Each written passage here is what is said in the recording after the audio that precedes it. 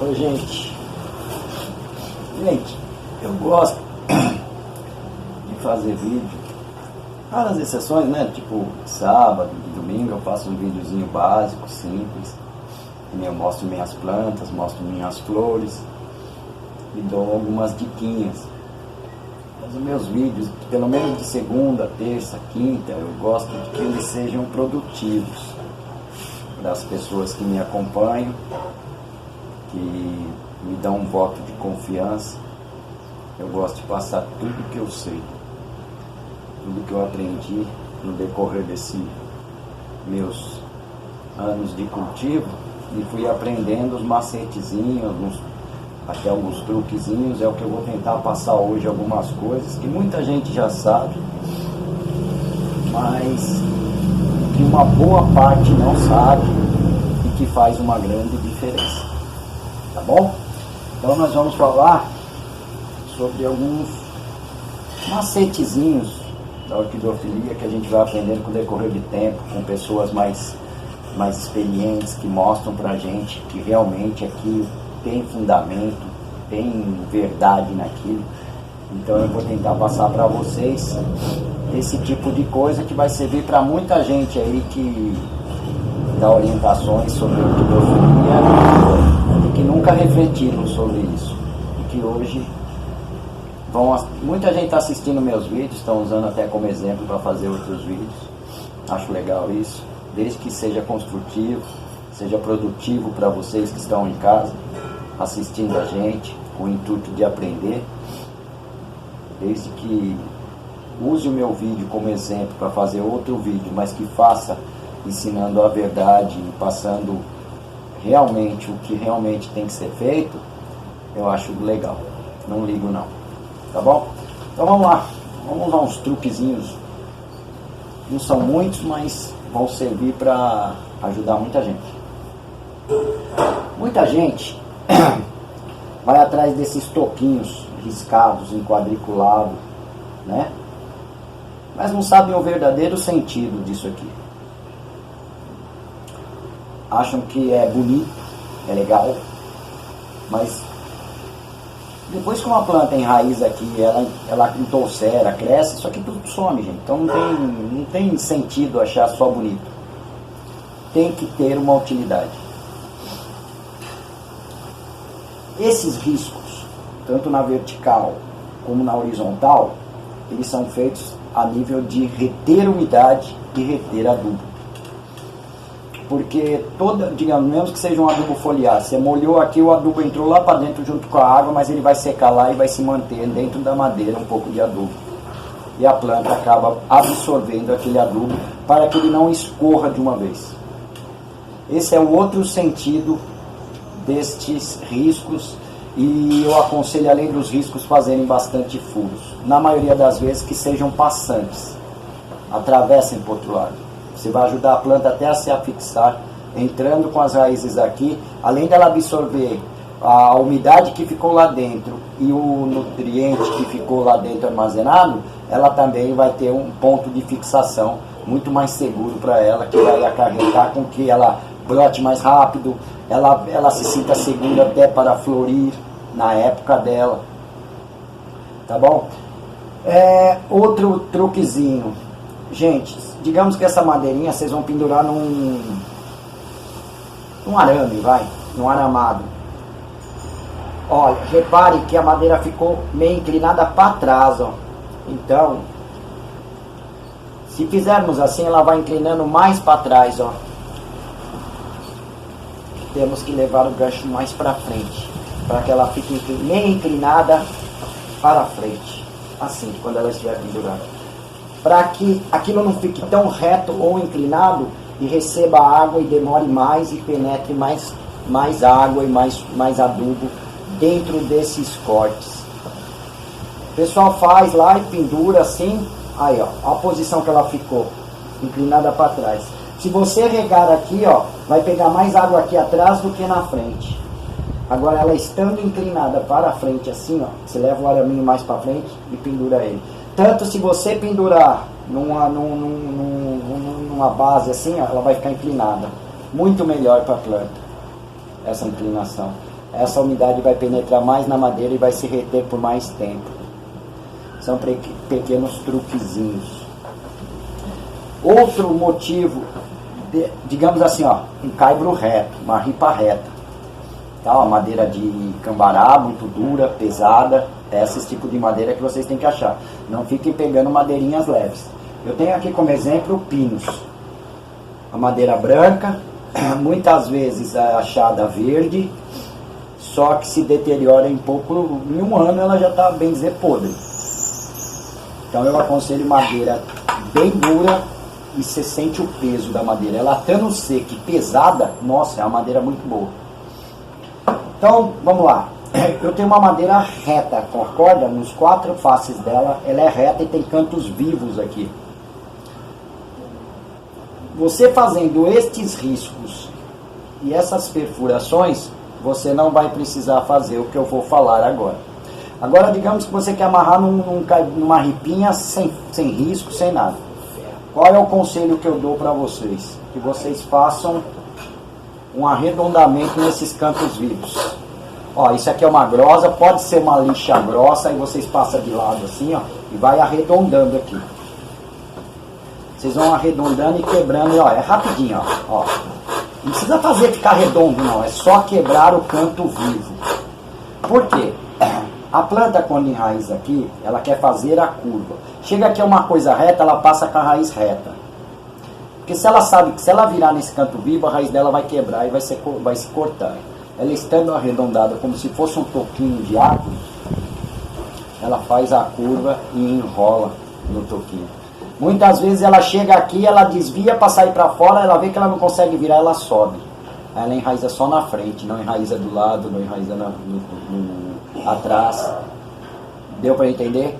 Quebrar o canto vivo dos ripas, caibros, que tem o canto vivo, fazer ele ficar... Não precisa fazer o negócio ficar arredondadão, é só quebrar esse canto vivo aqui, ó.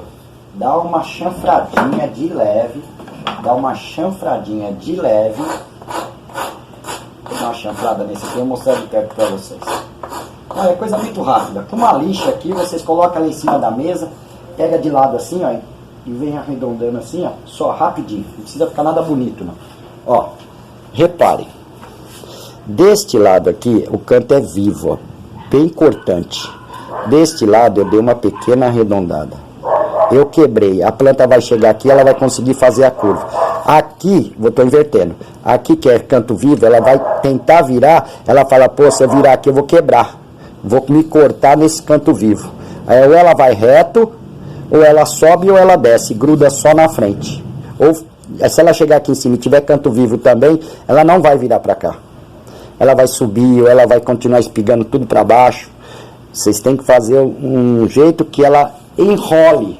Por isso é que nas árvores, elas se afixam nos tocos, grudam aqui ou grudam aqui e vem rolando e trançando. Ela sobe aqui, mas depois ela vem com outra por trás e enrola. Aí quando ela acabou, ela começa a escorrer para baixo, ou ela continua se o toquinho for muito comprido. Deu para entender por que temos que quebrar o canto dessas madeiras retas?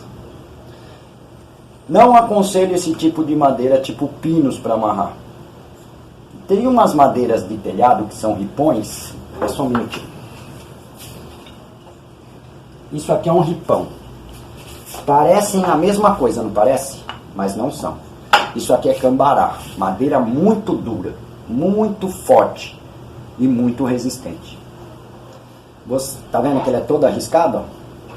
Eu não preciso quebrar o canto. Eu não preciso quebrar o canto. Porque a raiz vai entrar aqui e ela vai fazer curva dentro desse corte. Mas se quiser quebrar o canto, pode. E aconselho encher de furos. Tá? Furo com uma broca número 3, número 4, furos um pouquinho maiores, para que a raiz possa entrar lá dentro, se afixar e sair aqui por trás e grudar aqui atrás. Ok? Então é um macetezinho bobo, mas que faz muita diferença. Para quem tem planta plantada em ripa reta assim, reparem como a planta dificilmente consegue fazer a curva aqui. Ou ela espiga para o lado, ou ela sobe para cima, gruda só na frente, joga a raiz para baixo, e ela não consegue contornar e ver aquele excesso de raiz fazendo a volta todinha no topo. É porque esse canto está vivo. Ok? Então eu aconselho. Agora, se vocês fizerem isso aqui, ó, tá vendo? Um monte de cortinhos assim, ó, que você pode fazer com serrote, rapidinho, não precisa ser nada fundo, não, fundão, não. É só um pedacinho, tá vendo? Eu faço aqui porque eu tenho serras, então eu faço dos dois lados, ó. Então ela faz curva aqui, já grudando de trás, entendeu? Façam esses cortes aqui e encham de furos, ok? Esses são os truquezinhos para a madeira. Ó, repare.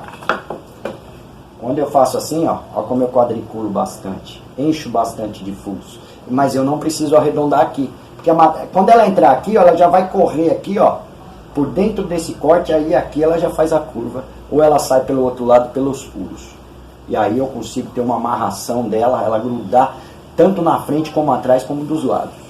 Deu para entender?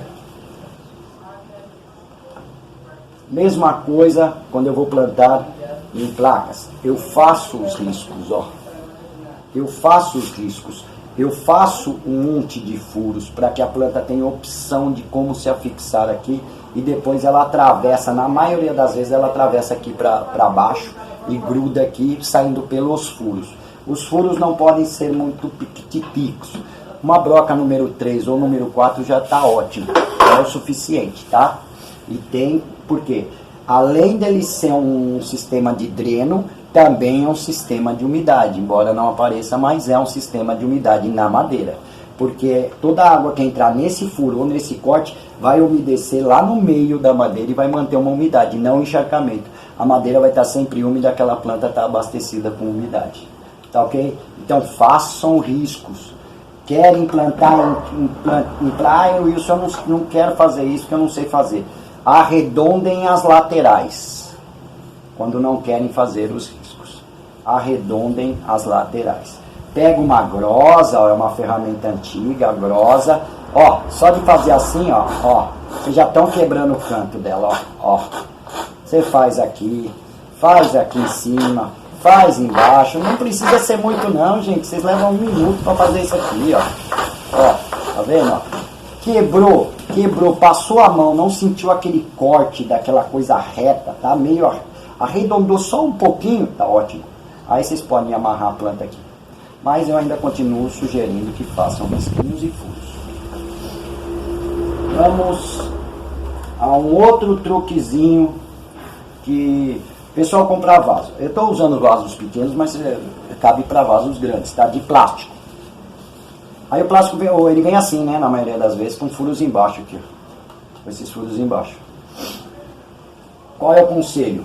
Peguem uma faquinha de ponta, ou um daqueles soldadores baratinhos que vende, que é um bastãozinho assim, ele esquentou, ele tem a pontinha e depois tem o tubinho. Se vocês querem só fazer furos pequenos, você faz com a pontinha. Quando você quer fazer o furo maior, você deixa ele esquentar bem, você entra com a parte fina e vai chegando até a parte grossa e vai girando, que ele vai derretendo também e forma aqueles buracos maiores. Não deixem nunca de fazer isso nos seus vasos de plástico. Ainda mais para quem usa muita mistura de casca de pinos, carvão e esfagno. Essa mistura mantém-se muito úmida por muito tempo. E sem dizer que a planta necessita receber ventilação para que suas raízes respirem. E a grande maioria das plantas também realizam fotossíntese pelas raízes. Porque ela tem um meristeminha, né? Já viu aquela pontinha? Aquela pontinha é um meristema e também faz fotossíntese. Pelaquela pontinha. Certo que a fotossíntese, 99% é feita pelas folhas da fotossíntese, não absorção de nutrientes, tá, gente? Fotossíntese, que é o sistema que a planta produz a sua clorofila, a sua cor na folha, entendeu? O vigor dela vem muito da fotossíntese, por isso que planta precisa de luminosidade. Tá? Eu dou um exemplo, tipo assim, um pé de fruta com uma copa muito fechada, ela vai dar fruta só à sua volta e no topo, nunca no meio, porque não entra luz solar lá dentro, não produz o que ela necessita para produzir os frutos, as flores, que é o adubo principal para você ter esses resultados aqui. Deu para entender? Façam sempre furinhos. Vocês podem pegar uma faquinha de ponta, enfia ela, dá uma voltinha, vai cortando e vai fazendo furinhos.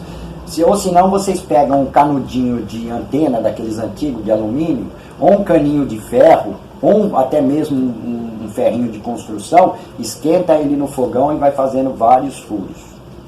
Deixe bastante ventilado o seu substrato, para que a planta respire e para que a planta consiga também fazer fotossíntese pelas raízes.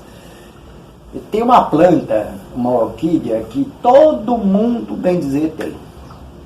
É a orquídea mais vendida no mundo, mais adquirida, é a famosa Phalaenopsis. Ela pode ser plantada em qualquer tipo de vaso, plantada em toco, plantada em placa. Mas quando vocês plantarem em vaso, caso vocês tenham, vá sempre para o vaso transparente. Por quê? Principalmente a Phalaenopsis necessita de luminosidade nas raízes para realizar mais fotossíntese. Ela precisa daquela luminosidade. Sem dizer que você consegue observar por Phalaenopsis apodrecer muito fácil suas raízes, você consegue observar pelo vaso transparente qual é as condições que estão suas raízes, as raízes daquela planta. Deu para entender? Então, para Phalaenopsis, sugiro, caso vá usar vaso de plástico, sugiro, digamos assim, você vai adquirir vasos de plástico para plantar a Phalaenopsis. Compre o transparente, vocês vão ter mais sucesso. Ok? O que mais? Vamos a mais uma diquinha aqui de cachepô. O cachepô, ele é muito drenável, né? Tem vazão tanto embaixo como nas laterais, recebe muita ventilação, então ele seca muito rápido. Como é que você pode fazer um truquezinho para manter mais umidade? Vocês pegam a lateral, eu costumo plantar com a parte baixa, a planta sempre na parte baixa, né? A frente virada para a parte baixa, a traseira também encostada na parte baixa e as partes altas na lateral. Essas duas partes altas que estão aqui, vocês pegam essas fendas aqui, vocês colocam uma sim, uma não, enche de esfagno só na fenda. Vou pegar só um pouquinho, só para demonstrar, é uma demonstração bem simples. Vocês vão encher toda essa fenda aqui, ó. Vocês pegam um palitinho, né? Coloca aqui, ó, e vai calçando aqui dentro. Ó, vai calçando o esfagno aqui dentro, até preencher todo essa fenda. Pula uma e coloca na outra. Pelo menos, ou você coloca só na do meio. Vocês podem colocar ao redor todo? Pode, desde que vocês deixem algumas laterais vazadas, para que entre ventilação. Deu para entender? Com isso vocês vão estar mantendo um pouco mais úmido por mais tempo o seu cachepô. Não aconselho ficar plantando plantas e enchendo de esfagno e plantando a planta, não. Tanto em cachepô como em vasos, como em toquinhos também. Você planta a planta com o seu substrato, na maioria das vezes o seu mix, onde eu aconselho e vou continuar batendo na tecla, quando vocês mudarem, vocês vão ver que eu estou certo. Peguem o mix de vocês, casca de pinos, carvão, até com esfagno, que vem bem pouco, não ponha mais esfagno, mantenha só aquele que vem no mix. Se vocês pegarem, vamos pôr um por um. Você pega isso aqui de mix, pode ser um pote grande, pode ser um balde, pode ser quando você quiser, mas sei que seja um por um. Pega isso aqui de mix, pega isso aqui de brita, pega isso aqui de cacos de telha quebrados pequenos assim. Joguem tudo numa bacia, misturem tudo e façam um plantio, e vocês vão ver que vocês vão ter muito mais sucesso do que cultivarem só na casca de pinos, carvão e sphagnum. E vão ter menos dor de cabeça com apodrecimento de raízes, porque estes dois componentes, a brita e a caco de telha, vai ajudar este componente a se tornar muito mais rápido, drenável. E vocês vão ter muito mais sucesso. Vão por mim, porque eu já sofri muito com esse tal mix. Eu tenho mais de 20 anos, põe 20 anos nisso, de orquidofilia. Antigamente se vendia um pinus muito bom, hoje se vende um pinus muito ruim. Mas está no mercado, dá para se usar, mas ele deteriora muito rápido, às vezes ele vem verde, com muito tanino e acaba matando suas plantas. Façam isso e depois vocês não precisam fazer em todas as suas plantas. Façam em duas. Pare quando você tem 10 plantas, faça em uma ou duas. E deixa ali e continua cultivando, tratando como você trata, sempre tratou. Com a sua régua, com a sua adubação. E depois vocês me falem o resultado desse composto que eu falei para vocês. E do composto do casca de pinos e sphagnum. Este composto, por ele ter muita brita e cacos de telha misturados ao coisa, digamos que você demore 2 anos para fazer uma substituição de casca de pinos com sphagnum e carvão. Com esse aqui, no mínimo 4 a 5 anos. Vai se manter muito bem. E depois você pode fazer depois que você fizer o replantio, se o substrato ainda estiver sem fungo, se a planta não tiver fungo, nem bactéria, nem doença nenhuma grave, vocês fazem a lavagem e reaproveitam a brita e o caco de telha. Vocês só vão dispensar mesmo a casca de pinos, que vai virar pó, vai virar uma terra, e o carvão e o sphagnum, que vai sumir, né? Depois de 2 anos ele vai apodrecer lá e vai sumir. Deu para entender?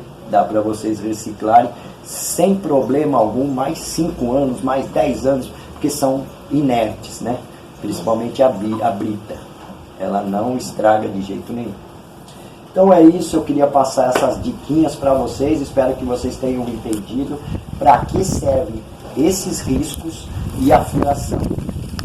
Para quem gosta de plantar em toquinho, que é a minha preferência, eu acho que planta tem que seguir certo, que tem cadilés que você tem que plantar em vasos, mas todas as plantas que eu puder conseguir plantar em toquinhos, vai ser em toquinho que eu vou plantar, entendeu?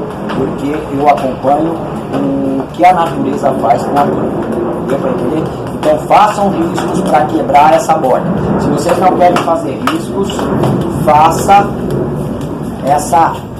esse desgaste lateral na volta toda do toquinho, em cima e embaixo, para que a planta possa fazer a curva sem se machucar, sem se cortar aqui nesse canto vivo, quebrar a sua raiz, entendeu? Porque aqui ela tem mais flexibilidade. Aqui qualquer dobra que ela fizer, ela tem que fazer uma dobra muito reta. Quando ela está arredondada, ela faz uma curva arredondada, ela tem menos perigo de quebrar a sua raiz e de danificar. Muitas vezes ela desvia desse canto vivo, ou ela sobe, ou ela desce, entendeu?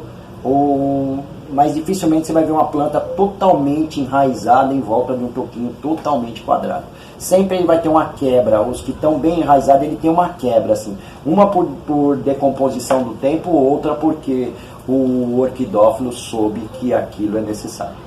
Tá ok? E quando plantarem sem furos assim, tem que fazer essa quebrinha. Quando plantarem com cortes assim, com os cortezinhos assim e os furos, aí você não tem a necessidade de fazer a quebra nos cantos, porque a planta vai correr por dentro desse canal aqui e vai conseguir fazer a curvinha que ela tanto consegue, que ela tanto quer. Tá bom? Então são diquinhas bem básicas, bem simples, mas que vão fazer uma diferença que vocês nem imaginam.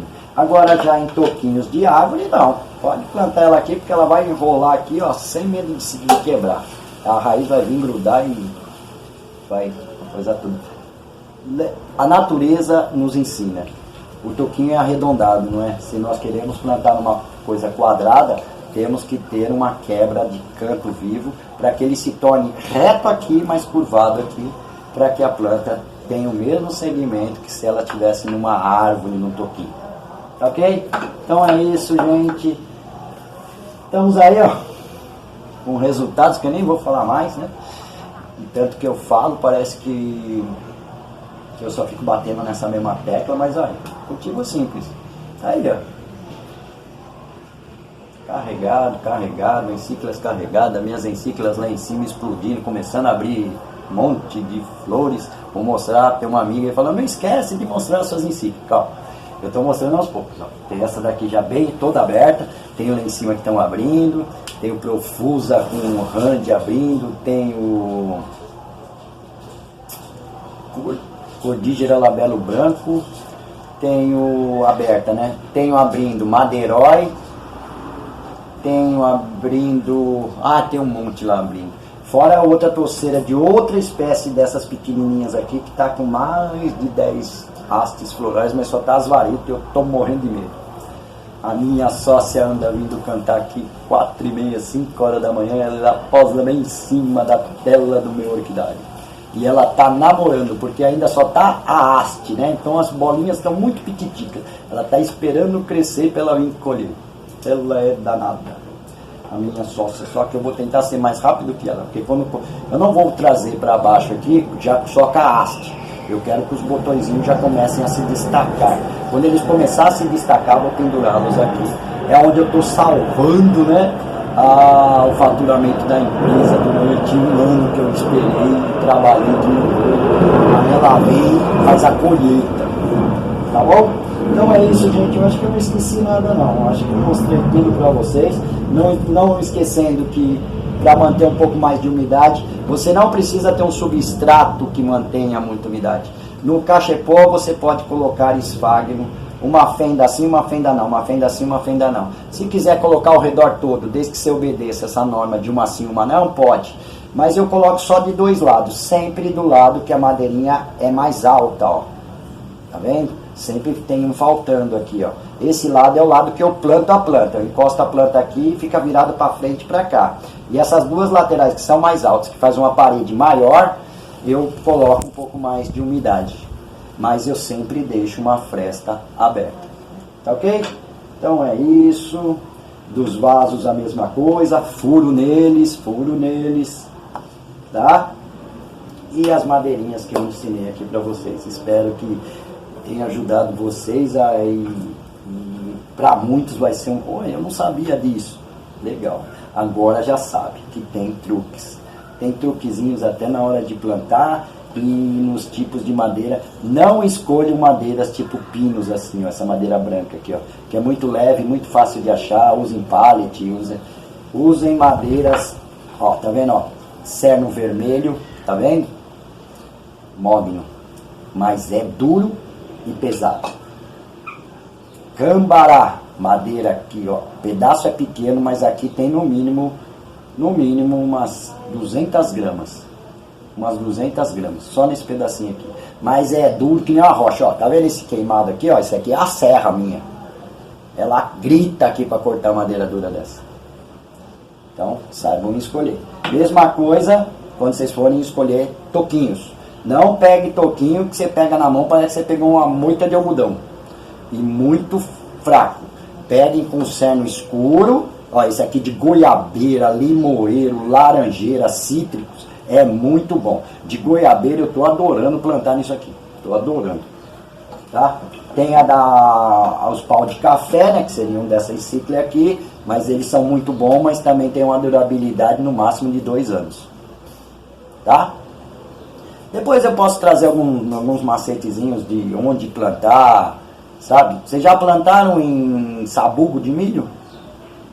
Não? Acha que vai? Eu falo que vai.